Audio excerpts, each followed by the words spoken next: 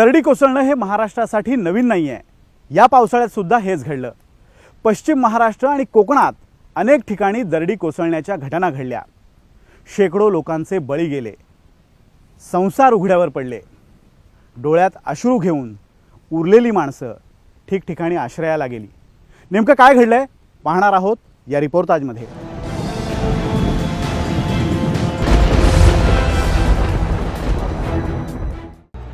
तळये गावात आता फक्त मातीचा ढिगारा उरलाय आणि आपल्या आप्तांना शोधणारी, आक्रोश करणारी माणसं।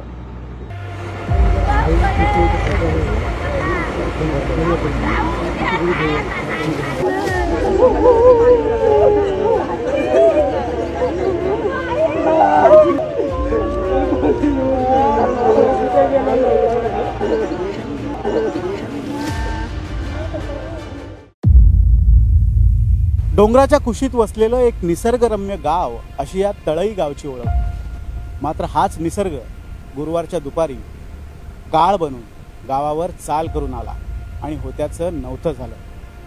या अपघातातल्या जखमा कदाचित भरून निघतील, पण झालेली हानी अजिबात भरून निघणार नाही।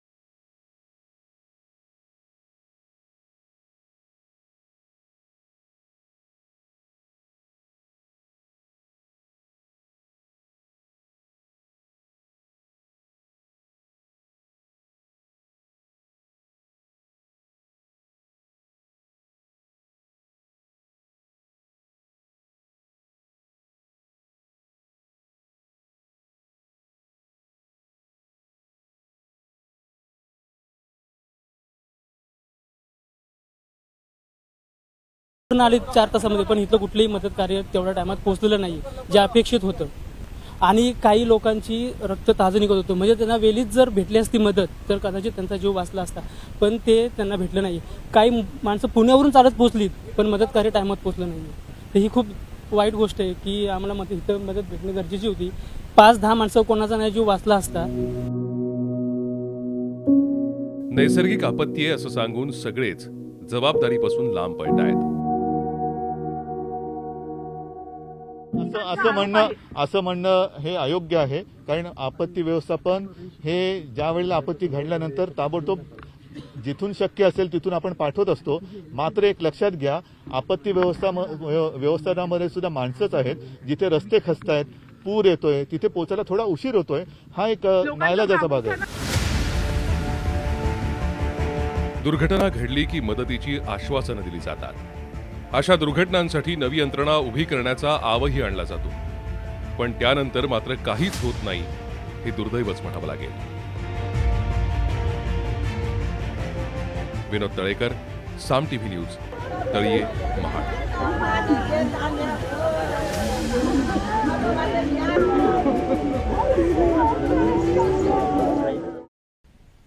तळीये गावावर दरड कोसळली. क्षणार्धात होत्याचं नव्हतं झालं. पण वेळीच सावध झालेल्या शेवंता कोंडाळकर आपल्या मुलांना सोबत घेऊन त्यांनी गावातून काढता पाय घेतला. नेमकं काय झालं होतं त्या दिवशी त्यांच्याच तोंडून ऐकूया. वेळ आली होती पण काळ आला नव्हता.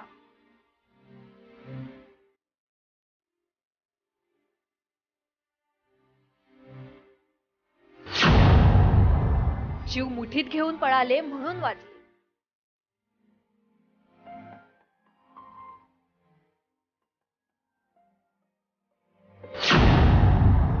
कोंडाळकर कुटुंबियांवरील आपबीती.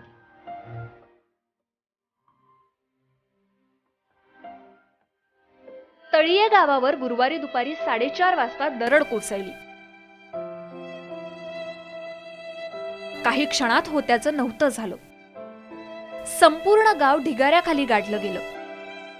पण त्यातून वाचलं ते कोंडाळकर कुटुंब. जीव मुठीत घेऊन शेवंता कोंडाळकर आपल्या लहान मुलांना घेऊन वाटेल त्या दिशेनं पळत सुटल्या आणि सगळी लोक तिकडे वरती गेलेली. लास्टला खाली माझं घर होतं एका साईडला. तिथे मी समोरची घरं पडलेली बघितली. समोर माझ्यासमोर वस्त्र आलं. वस्त्राच्या नंतर माझी मोठी मुलगी आली. मुलगीने माना खेचली. मोठी म्हणजे नाही 15 वर्षाचीच मुलगी आहे ती. तिने माना खेचली बाहेर. मला माझं लहान पोर आहे एवढं.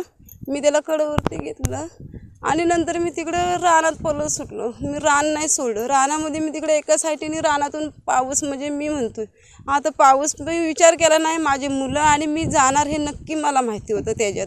कोंडाळकर कुटुंब या दुर्घटनेतून वाचलं असलं तरी लहानग्यांच्या मनावर त्याचा खोलवर परिणाम झालाय. माझ्यासोबत पिल्ले होते ती पण गेली.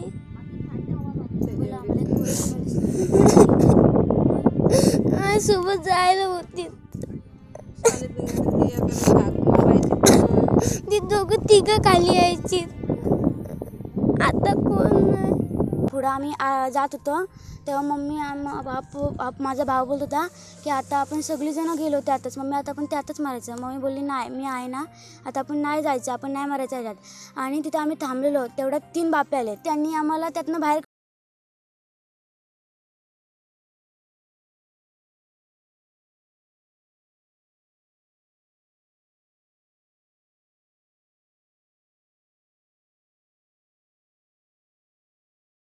संरक्षणासाठी देशाच्या सीमेवर तैनात असलेल्या अमोल कोंडाळकर यांनी या दुर्घटनेत आपलं सर्वस्व गमावलंय.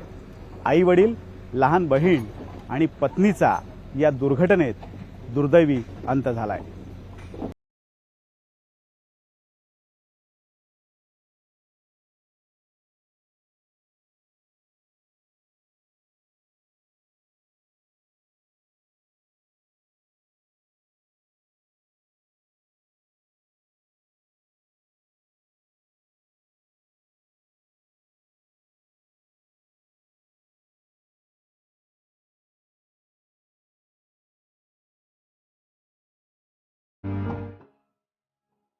देशसेवा करणारे लष्करातील हे जवान अमोल कोंडाळीकर तळीयेतल्या मातीच्या ढिगाऱ्याकडं हताशपणे पाहतायत. गावामागच्या डोंगरानं त्यांचं सर्वस्व हिरावलंय.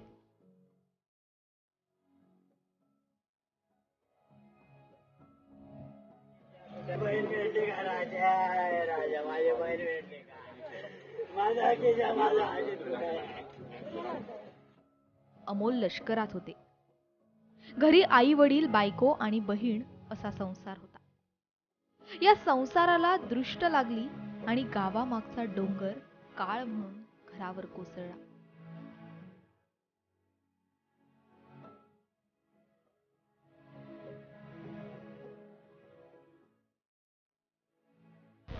कोंडाळकर त्यांचे आई वडील, त्यांची पत्नी, सिस्टर हे सर्वांचं जे दुर्दैवी निधन झालेले.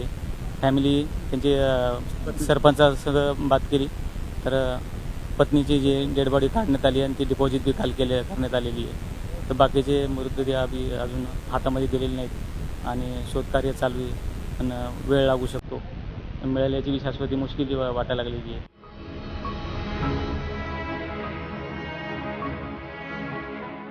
या दुर्घटनेचा अमोलला जबर धक्का बसलाय.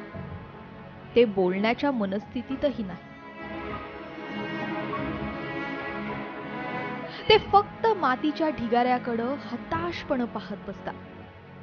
या दुःखातून सावरण्यासाठी, पाठीवर हात ठेवण्यासाठी वडीलधाऱ्यांचा हातही पाठीवर नाही. यापेक्षा दुर्दैव ते कोणतं?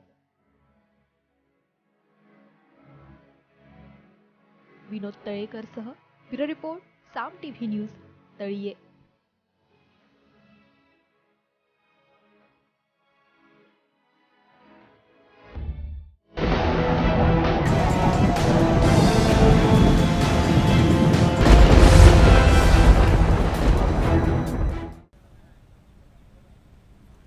दरड कोसळली, होत्याचं नव्हतं झालं. आंबेघर आणि सिद्रुकवाडी या गावांमध्ये, आसपासच्या वाड्यां वस्त्यांमध्ये भीतीचं वातावरण पसरलं. लोक हाताला मिळेल ते सामान घेऊन गाव सोडू लागलेत. या दोन्ही गावांवर भीतीची छाया पसरली आहे आणि याचाच आढावा घेतला आहे आमच्या प्रतिनिधी प्राची कुलकर्णी हिनं. पावसाला पाणी लागलं, त्याच्यानंतर दरड कोसळली आणि अख्खं गाव आता गाडलं गेलेलं आहे. आणि साहजिकच फक्त गावातल्या लोकांची शोधाशोध तर एकीकडे सुरू आहे, पण दुसरीकडे प्रत्येकाच्याच मनामध्ये भीती आहे ती आपल्या गावावरती सुद्धा ही वेळ येऊ शकते का. आणि यामुळेच की काय कदाचित आजूबाजूच्या गावातली ही सगळी मंडळी आहेत, डोक्यावरती जे काही आपल्या संसारातलं घेता येतंय ते घेऊन निघालेली आहेत. मावशी, कुठून आलाय तुम्ही, कुठं चाललाय? सिद्रुकवाडी दवड्यामध्ये आले. अच्छा, तुमचं काय सामान कुठं? कायच निघालं नाही मावशी, कपडे सुद्धा नाही निघाले. कायच नाही. कशीच निघाला तुम्ही? तसंच आहे बघा, कागद घेऊन. कागद घेऊन निघालाय फक्त, आणि सामान तिकडेच ठेवलं? म्हणजे मुजलंय सगळं, मातीत सगळं गाडलं गेलंय, सगळं घर पडलंय. तुम्ही पण निघाल्यात? कधी बाहेर पडल्यात घरातनं? आता 1 तास झाला आम्ही निघालो तिला. काल पण शाळेत राहिले ना? हो, काल शाळेत राहिलो, आज मुरगिरी शाळेत राहिलो या. आणि आता आणि परत घरी गेलो सामान आणण्यासाठी, मग आणि परत निघालो या. मिळालं का? काय सामान मिळालं तुम्हाला? सामान घेतले, घालायला कपडे घेतले, ते घालायला कपडे नाहीत आम्हाला, म्हणून कपडे नेण्यासाठी आम्ही पाणी बंद झाले की आम्ही आलो इथं. आता आम्ही परत निघालो. आणि कोणी सांगितलं होतं असं होईल किंवा असं होऊ शकतं? भीती व्यक्त केली होती घरातनं बाहेर निघा? काय नाही, आमच्या मनात निघालोय. बाकी आम्हाला भ्यावं वाटतंय तिथं राहायचं, असं आहे. म्हणून आम्ही बाहेर पळालो. पोरं बिरं वाढायला लागली तर धडधड, म्हणून पोरं घेऊन आम्ही बाहेर पळालो घरातून. हो, हा, मागची दराड आधीच कोसा आहे की आम्ही बाहेर रस्तारी पावसात बसलो रोडवर अशी येऊन डोंगराकडे बघित, आणि मग सकाळी आम्ही दिसते बाहेर पळालो. हा, 7 वाजता आम्ही बाहेर. पण शासनाकडनं कोण आलंय का मदत करायला? काय आहे का? कोण आल्या नाही, कोण देखील आल्या नाही, मदत करायला कोण आल्या नाही.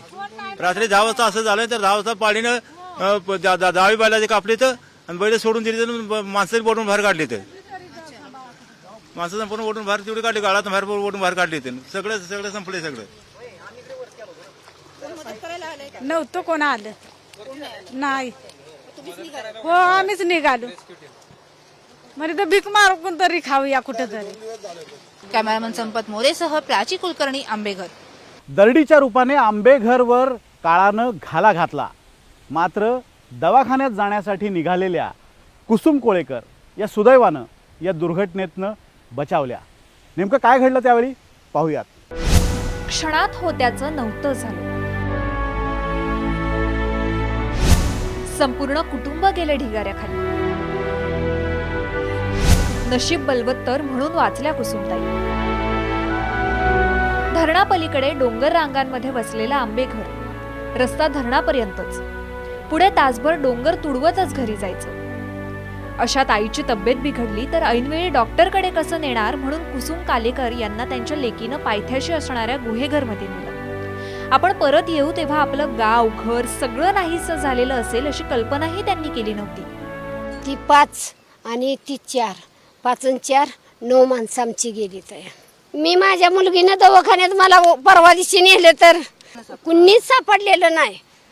आमचा मालक पण सापडलेला नाही, दीर पण नाही, जावा पण नाही, कुणीच नाही. घर तर गेलंच, पण घरातील 9 माणसंही गेली. गाई, गुरं सगळं गेलं. माझी आई माझ्याकडे होती, आजारी होती म्हणून, आणि माझं वडील, माझं चुलते सगळे ह्या म्हणजे दरडाखाली घावलेत. हां, आणि त्यांच्यासाठी आम्ही इथून आता आलेलो आहे.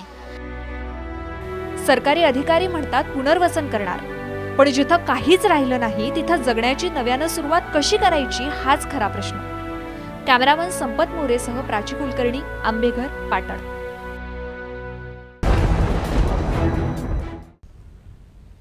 राकट आणि कणखर असं ज्याचं वर्णन केलं जातं तो सह्याद्री आता ठिकठिकाणी ढासळू लागलाय. महाराष्ट्राला आपल्या अंगाखांद्यावर खेळवणारा, फुलवणारा हा सह्याद्री आता म्हातारा झालाय का? कुठे भल्या मोठ्या भेगा, कुठे भूस्खलन. का कोसळताय दरडी,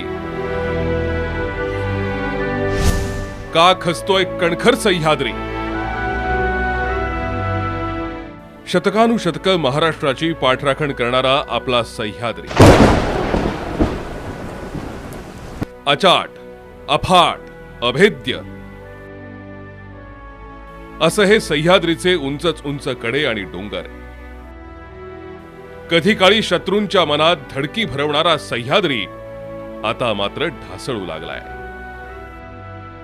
ठिकठिकाणी खचू लागलाय.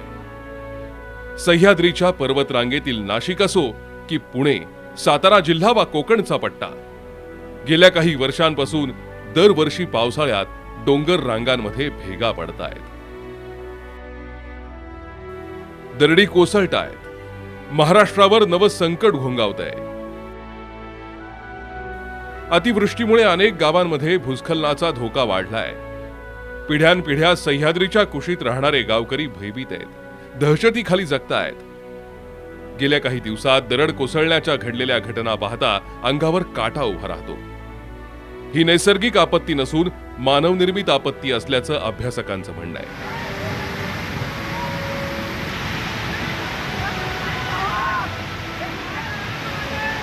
सह्याद्रीमध्ये ठिकठिकाणी भूस्खलन होताना दिसतंय. याचं एक प्रमुख कारण म्हणजे मानवी हस्तक्षेप.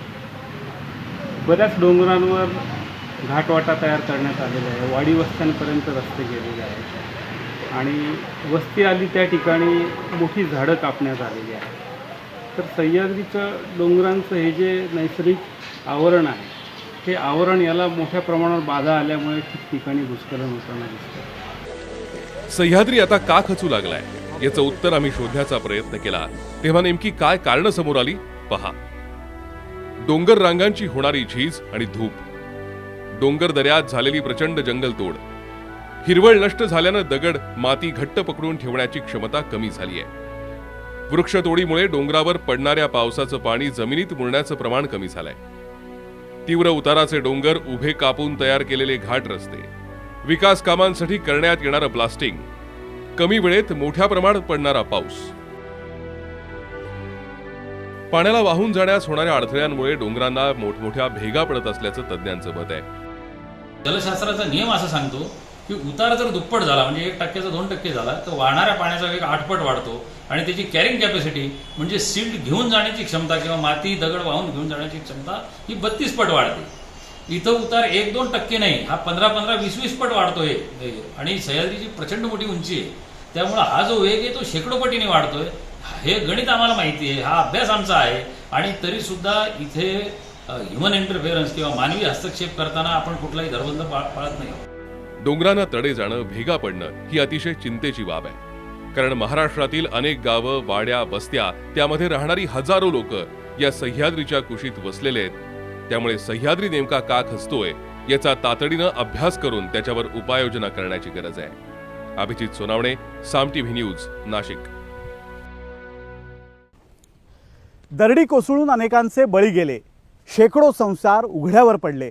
आता यांचं सांत्वन केलं जात आहे, आश्वासनही दिली जात आहेत. मात्र या दरड बळींना जबाबदार कोण, याचं उत्तर कोण देणार?